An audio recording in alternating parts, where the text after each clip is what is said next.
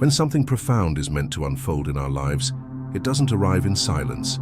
It echoes through dreams, symbols, synchronicities, and a deep knowing that bypasses logic.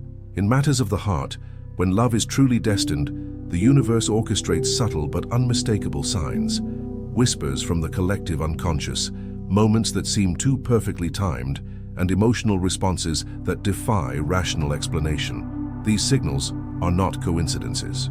They are the psyche's language, shaped by what Carl Jung called archetypes, universal patterns that guide our inner transformation. Destined love is not about perfection, it's about resonance, a mysterious familiarity, the feeling of being called into connection.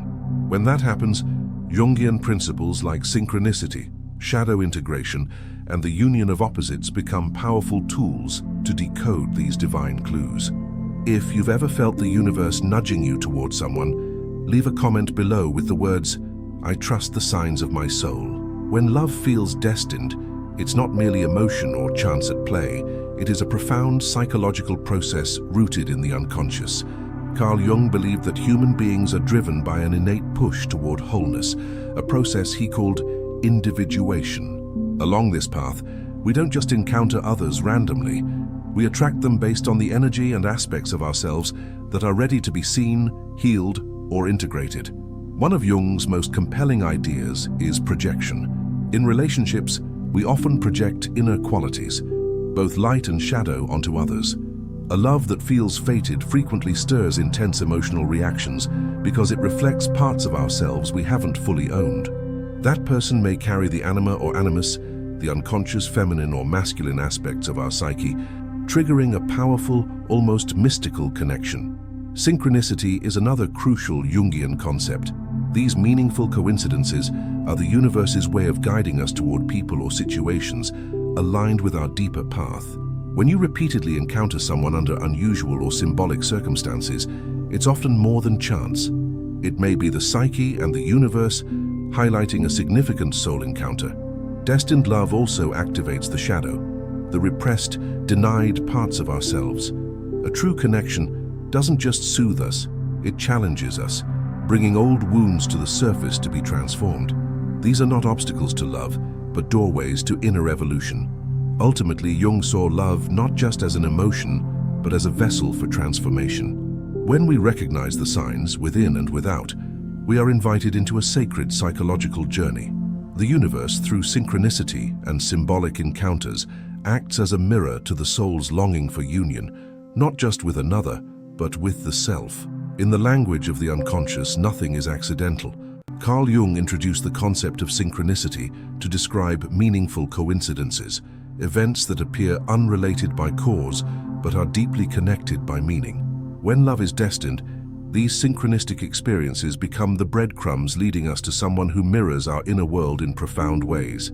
They often emerge when we least expect them: a chance encounter, repeated sightings of the same name or symbol, dreams that foreshadow a meeting, or uncanny overlaps in life paths. To the rational mind, these moments may seem coincidental, but in Jungian thought they are expressions of the self, our inner totality, guiding us toward necessary encounters for growth. Synchronicity acts as a bridge between the inner and outer world, aligning external events with internal needs. When the psyche is ready for transformation through relationship, it creates a field of meaning that magnetizes certain people and circumstances into our lives. This is not manipulation or fantasy. It's the unconscious organizing experience through archetypal patterns. These archetypes, such as the lover, the beloved, or the seeker, are ancient blueprints embedded in the collective unconscious. When activated, they color our perception and call forth specific emotional and symbolic experiences. In the context of destined love, synchronicities often come with a visceral feeling, a bodily knowing that this moment matters. It may be the sense that you've known this person forever, or a deep familiarity that precedes logical explanation. This energetic recognition is the soul's language, and it often occurs when we've reached a threshold in our personal development where connection is no longer about desire but about necessity, something essential to the psyche's evolution. These signs might also emerge through the symbolic realm. For Jung, dreams were messages from the unconscious, and many people dream of a significant other before meeting them in waking life. These dreams often carry archetypal imagery: water representing emotion, doors opening to new dimensions, or animals guiding the dreamer to a figure of great importance. Paying attention to such dreams can prepare the conscious mind for the encounter, while validating that something larger is at work. Even waking experiences can be symbolic in nature. Hearing a specific song repeatedly before meeting someone, encountering the same unusual word or place name around them, or feeling time bend, these are not random. They are synchronistic markers indicating the psyche's alignment with the outer world. When a connection arises amid such signs, it's not just attraction, it's an invitation into deeper meaning. Jung viewed these moments as sacred. He believed that the modern world had lost touch with the mystery of experience, and synchronicity reintroduces the sacred into the mundane. It reminds us that love is not just an emotion or a biological impulse, but a calling. When the universe weaves these threads, it is asking us to pay attention, to become conscious participants in our own psychological unfolding. Still, not all synchronicities are meant to be acted upon blindly. They are invitations, not commands. Discerning whether the feeling is coming from the self, the guiding center of the psyche, or from the ego's longing is essential. A synchronistic event can light the path, but it's up to us to walk it consciously. The ego must not grasp or romanticize the experience too quickly. Jung emphasized the need to relate to symbols, not possess them. To fully benefit from synchronicity in love, one must cultivate awareness. Meditation, journaling, and dream work can help refine our perception of symbolic language. The more we attune to the deeper layers of experience, the more clearly we recognize the signs when they appear. This doesn't guarantee the outcome, but it does deepen our understanding of the journey. Ultimately, when synchronicities point toward a connection, it is the soul signaling that the relationship has the potential to serve a greater purpose, not just companionship, but transformation. Such a bond becomes a crucible, in which the unconscious becomes conscious, the fragmented becomes whole, and love becomes not only felt, but understood as a sacred force moving through both people. In this way, synchronicity is not just a sign of destined love. It is the soul's way of whispering, "This matters, pay attention." In the realm of destined love, what we often experience first is not the other person as they truly are, but a projection, an unconscious image shaped by our inner world, cast onto someone who seems to carry the promise of completion. Carl Jung saw projection as one of the most powerful mechanisms through which we relate to others, particularly in romantic relationships. In the beginning stages of love, we don't simply fall for another person. We fall into a reflection of our own unconscious needs, wounds, desires, and potentials. The beloved becomes a mirror, not just of who we are, but of who we long to become. When a connection feels fated, it often arrives with intensity. There is a sense of inevitability, a deep emotional resonance that feels larger than life. This is because the unconscious is involved, often deeply. We project our anima or animus, the internal image of the feminine or masculine, onto the other. These archetypal energies carry immense emotional charge. The woman might see in the man her idealized inner masculine, strength, mystery, protection, or wisdom. The man might see in the woman his inner feminine, intuition, beauty, sensitivity, or creative flow. But these qualities, though they appear to live in the other, actually reside within us. The beloved becomes the symbolic container for what we have not yet owned in ourselves. Projection creates the magnetic pull in many destined relationships. It feels magical because it is archetypal. It is operating from the depths of the unconscious, tapping into ancient patterns of union and longing. But projection, while it creates connection, is also the source of disillusionment. The moment we begin to truly see the other, separate from our inner image, the projection starts to dissolve. This is where many relationships falter, but it is also where real love can begin. In Jungian psychology, the withdrawal of projection is one of the most painful and transformative stages of relationship. It is when we begin to see the other not as our savior, muse, or ideal partner, but as a flawed, complex human being. This is not a failure, it is an awakening. The beloved is no longer the mirror, but the portal. We are invited to turn inward and ask, what was I seeing in them that I have not yet embraced in myself? What qualities did I admire, fear, or need that reflect my own psychological landscape. Destined love, when it endures beyond the projection phase, becomes an alchemical fire for individuation. The initial projection draws us in, but what follows is the real work of love, facing our shadow, integrating denied aspects of our personality, and developing emotional maturity.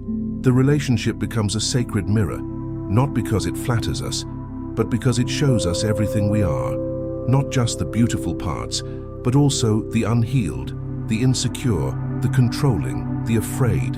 In this sense, a soulmate is not someone who completes us, but someone who reveals us to ourselves. Jung warned that unchecked projection could lead to possession by the anima or animus, where we become consumed by fantasy and lose touch with reality. In these cases, the beloved becomes an obsession, a symbol too large for the human person to carry. This distortion leads to disappointment as the real person inevitably fails to live up to the archetype. To avoid this, consciousness must be developed alongside attraction. We must learn to see the symbolic while remaining grounded in the human. In relationships marked by synchronicity and deep resonance, projection is not a mistake. It's a beginning. It opens the door to connection. But the deeper journey is about reclaiming those projected qualities, recognizing them as parts of our own psyche, calling for integration. What we love in another is what we must awaken in ourselves. What irritates us in them may be what we've rejected within. Thus, destined love becomes a psychological crucible. Through projection and its withdrawal, we come face to face with our unfinished business, our deepest needs, and our true potential. This is the gift of the mirror, not to reflect someone else, but to help us see, perhaps for the first time, who we really are and who we are becoming. In this light, love is no longer about possession. It becomes a path of transformation, a mirror through which the soul speaks.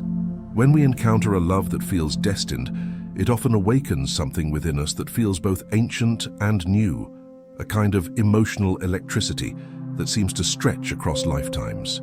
Carl Jung explored this phenomenon through the concepts of anima and animus, the inner feminine in men and the inner masculine in women. These are not simple gender roles or surface traits, but archetypal energies within the unconscious that shape the way we perceive and connect with others.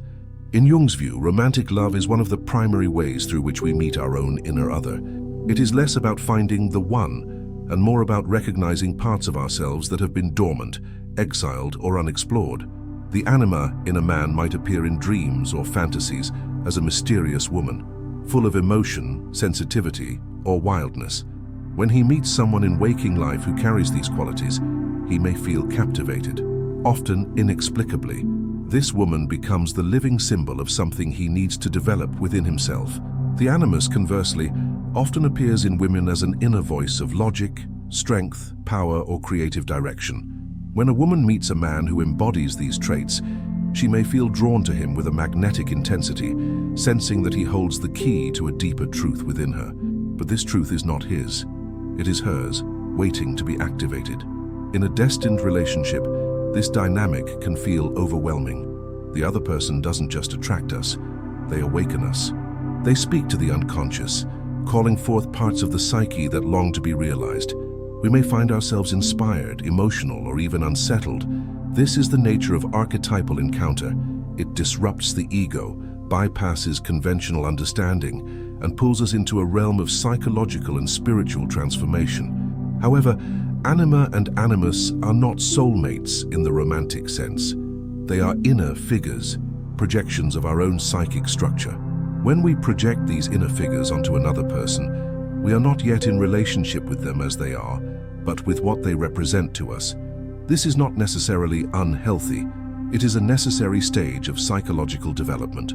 But over time, the task is to recognize that the other person is not the source of the qualities we adore or fear.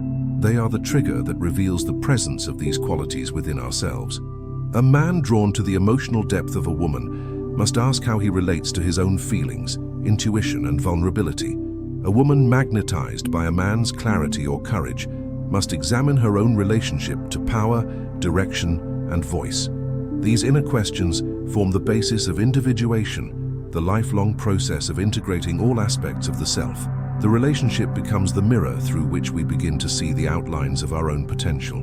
The anima can guide a man toward greater emotional wholeness, drawing him into contact with his sensitivity, creativity, and empathy. But she can also lead him into illusion if he does not differentiate between the woman and the archetype she activates. The animus, likewise, can support a woman in developing confidence, independence, and purpose, but if she confuses the man with the ideal, she may project power onto him that actually belongs to her. In both cases, the relationship becomes a container for psychological awakening, but it must eventually evolve into something conscious, grounded, and mutual. Destined love, when it activates the anima or animus, opens a doorway to deep inner work. The relationship stirs not only love but conflict, confusion, and longing. These are not signs of dysfunction, but of transformation. The encounter is meant to wake the soul.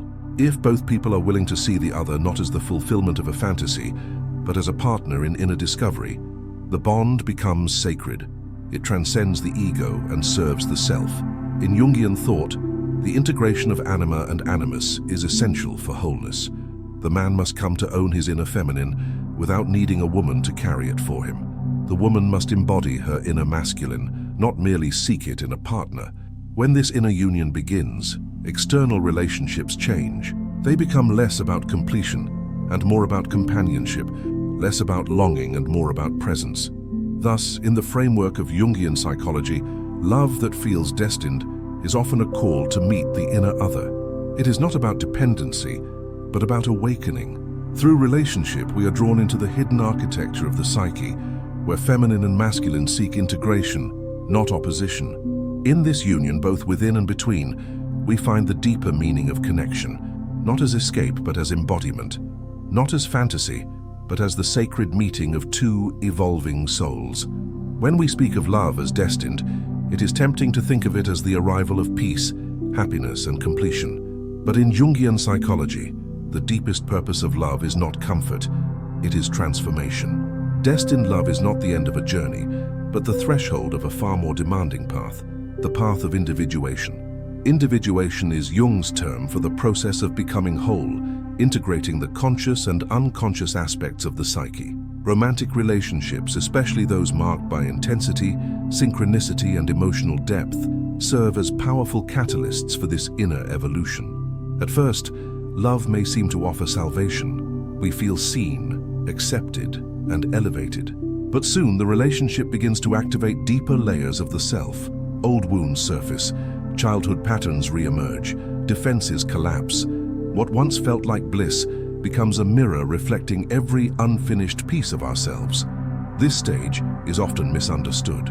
Many interpret it as a sign that the relationship is failing. But in Jungian terms, this is the initiation. The universe, through the bond, has brought forth what needs to be integrated for growth. True love, especially when it arrives through what appears to be fate, demands that we meet ourselves. The other person serves as a living symbol of the inner work we must do. When they trigger fear, we must ask what part of our past is being reactivated. When we feel abandoned, dismissed, or consumed, we are being drawn into the territory of the shadow, the rejected parts of the psyche. This does not mean the other person is to blame. Rather, the interaction provides a sacred opportunity to confront the unconscious and expand our self-awareness. The path of individuation through relationship is not about merging into oneness, but about becoming more fully ourselves in the presence of another. In destined love, there is often a strange paradox. We feel more connected to the other, even as we are being pulled inward into the depths of our own soul. This tension between union and individuation is not a conflict to be resolved, but a creative process to be lived. Each person is asked to grow, not for the other, but for themselves. And in doing so, the relationship becomes more resilient, more conscious, and more capable of withstanding the storms of life. This process requires self-reflection, courage, and a willingness to confront discomfort. Many couples come to a breaking point when individuation begins. One or both may resist the inner call, trying instead to restore the honeymoon phase or blame the partner for the unrest. But those who remain open to the process discover a new kind of intimacy, one that is rooted not in fantasy, but in shared truth. The relationship becomes a vessel for mutual becoming, not mutual escape. Jung believed that the self, the archetype of wholeness, guides this process from behind the scenes. Through dreams, symbols, synchronicities, and emotional experiences, the self orchestrates encounters that awaken what lies dormant. A destined partner may carry the qualities we need to develop or embody the exact challenges we must face to evolve. In this way, the relationship is not random but deeply purposeful. The more we attune to its symbolic dimension, the more we understand that love is a spiritual path disguised as a human bond. This doesn't mean that every intense relationship is meant to last forever. Some soul connections exist only to initiate the individuation process. They awaken, shake, and stir us, then move on. But even in their departure, they leave behind transformation. We emerge more whole, more aware, and more connected to the deeper current of life. The pain of loss, too, becomes part of the integration, pushing us to claim the parts of ourselves we once projected onto the other. Ultimately, individuation through relationship leads us to a love that is no longer based on need, but on freedom. We no longer seek a partner to rescue or complete us. We seek someone with whom we can continue the inner journey. Two souls walking parallel paths, each honoring the mystery of the other. In this kind of love, there is space for growth, change, silence, and truth. So, when love feels destined, ask not only who the other is, but what they awaken in you. What dreams they stir, what fears they provoke, what parts of yourself they mirror back.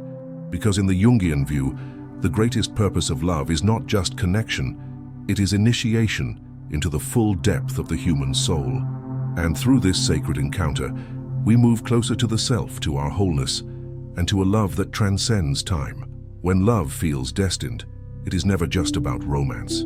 It is an invitation, a calling from the unconscious, guiding us toward a deeper understanding of ourselves and our place in the world. Through synchronicity, projection, anima and animus, and the trials of individuation, these relationships become much more than emotional experiences. They are psychological initiations. They reveal our hidden patterns, awaken our inner archetypes, and offer a path toward greater wholeness. Carl Jung taught us that the soul speaks in symbols, and love is among the most powerful symbols of all. When we meet someone who stirs the depths of our being, we are not simply meeting another.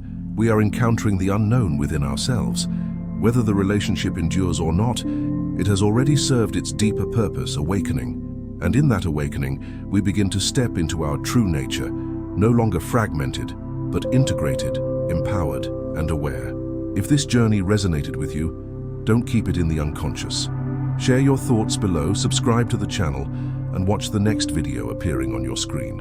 It's time to honor the signs, trust the inner work, and walk your unique path toward transformation.